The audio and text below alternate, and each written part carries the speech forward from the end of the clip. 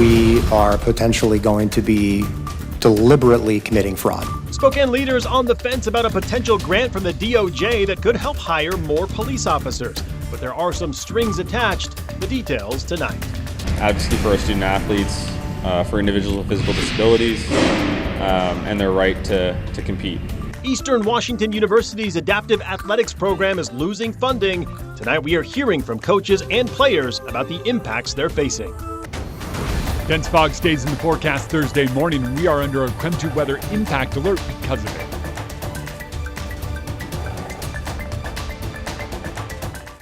Good evening, and thank you for joining us for KREM 2 News at 5 tonight. I'm Mark Hanrahan.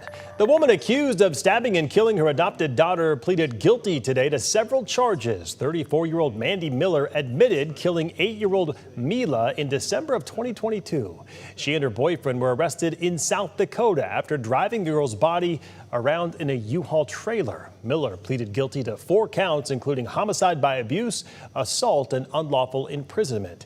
3 of the 4 charges come with a domestic violence enhancement. She faces a stiffer sentence because of that. Her boyfriend already took a plea deal. Miller is set to be sentenced coming up on February 6th. Well, tonight we are learning more about a potential grant from the Department of Justice that could help Spokane hire more police officers. However, that money comes with conditions that are concerning some city leaders. KREM 2's Christian Garza joining us live tonight to explain what accepting this grant would mean for the city. Christian? Well, tonight, many in the community are left confused after a heated conversation at Monday's City Council meeting. Before Council even had a chance to discuss their decision on the grant, 15 community members made their voices heard during public comment, most of which were against the grant. Based on the City Council agenda, the one-time grant award is for $1 million to help fund 8 new police officer positions over a 5-year term. The city estimates the total cost is more than $6 million. However, City Council agreed unanimously to defer their decision until tomorrow due to the fact that there are too many liabilities associated with this grant. On top of a confusing financial impact for the city, Councilmember Michael Cathcart says the city cannot comply with some of the 39 different grant conditions, saying the city would actively be committing fraud. We absolutely need public safety. It needs to be our first priority, but we cannot do it if it's going to bankrupt us. We cannot do it if it's going to put us in a situation where we will potentially have these dollars clawed back and potentially be sanctioned in order and not able to access other dollars. One of the major conditions City Council feels Spokane as a whole cannot comply with is revealing immigration status to the federal government. Spokane Police Chief Kevin Hall wrote a letter telling Council the city has never kept those records, so technically they are in compliance since the records never existed to begin with. The DOJ says if the grant is accepted but the conditions aren't followed, the city may take the money, or they may take the money back rather, or be required to pay it back later on in their decision. Now, an expected decision for City Council is happening tomorrow morning. In the newsroom, Christian Garza, KREM 2 News. All right, Christian, thank you. All right, let's talk weather. Freezing fog impacted the morning commute today, and we may see fog again tomorrow morning. Let's check in now with Chief Meteorologist Jeremy Legoo for more on what we can expect. Jeremy? Mark, it is so dense out here, I actually can't see the camera I'm supposed to look at. I just kind of know where I'm generally supposed to aim my eyes. Kind of crazy. 32 degrees and socked in. We are back in the freezing fog, and it is seriously dense out here, even on the South Hill in Spokane. Temperatures falling down below freezing with fog forming. It is freezing fog.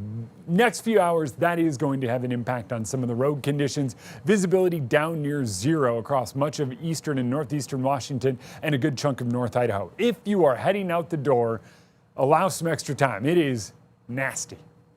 Dense fog advisories in effect, or freezing fog advisories, excuse me, as our temperatures just trend slightly below freezing. Overnight, fog is going to grow more widespread and even denser. Forecast models aren't picking up on the fog now, so it is going to get worse. Worse from here and then eventually better. Tomorrow, we wind up much colder throughout the entire day. 20s turn into barely above freezing in the afternoon. By Friday, though, we should see a little stirring and get temperatures back up into the 30s. And by Saturday, near 40 degrees with mostly sunny skies returning to much of the inland northwest. All right, sounds good. Jeremy will check back in with you later in the broadcast tonight. Well, new tonight, we have an update on the situation regarding the infection spreading at Scraps. KREM 2's Laura Papetti reports tonight. The battle continues at Scraps, the Spokane County Animal Shelter, where 5 more dogs were diagnosed with parvo over the weekend. That brings the total number in this outbreak to 10 dogs diagnosed with parvo since December 30th. Now, the folks at Scraps were hoping to open the adult adoption area for the dogs today. However, that did not happen, of course, because of the new cases. So they will be closed at least for 2 more weeks, at least the adult adoption part of it. And they're asking folks, for now, please don't bring any dogs into the shelter unless it's an absolute emergency. So that area did not reopen, but the folks at Scraps are reminding folks that the cat center and the puppies are kept separate from this area. So they are still available for adoption. So if you're looking for the next love of your life, cats and puppies are available for adoption at Scraps. You can check out their Facebook page. All right, thank you, Laura. The Washington Department of Health partnering with UW to expand its same-day opioid use disorder hotline statewide. The pilot program started in Seattle but is now available in eastern Washington tonight to help treat folks struggling with opioid use. When you call, emergency physicians will provide short-term treatment options on the spot before then following up with long-term solutions within 72 hours. The number right there on the bottom of your screen, the hotline is available from 9 a.m. until 9 p.m., 365 days a year. The next Seahawks game in person, you better act quickly and get ready to hit your wallet too. KREM 2's Tim Pham details the high ticket prices for Saturday's game. So 12s, if you are thinking about heading to Lumen Field this Saturday to see the Seahawks host the 49ers in the divisional round, it's going to cost you. On the big resale sites like StubHub, the cheapest tickets floating around start at about $426 for upper level seats. That's before fees. You can find a few for about $500 on fan-to-fan listings as well. But if you want a closer seat, the ones that actually feel like you're in the action, we're seeing listings as high as $3,000 per ticket for some club premium options. And if you thought these were expensive, just imagine what the NFC Championship or Super Bowl tickets would cost if we keep winning. And one more thing, the Seahawks warned season ticket holders this week about reselling their playoff tickets, saying that it could impact their renewal eligibility. All right, we still have plenty of news to get to on KREM 2 News at 5 tonight. The latest developments from Washington, D.C. on President Trump's efforts to take over Greenland. That story's after the break. Plus, coming up in 8 minutes, how coaches and players from Eastern Washington University's wheelchair basketball program are responding to losing their funding.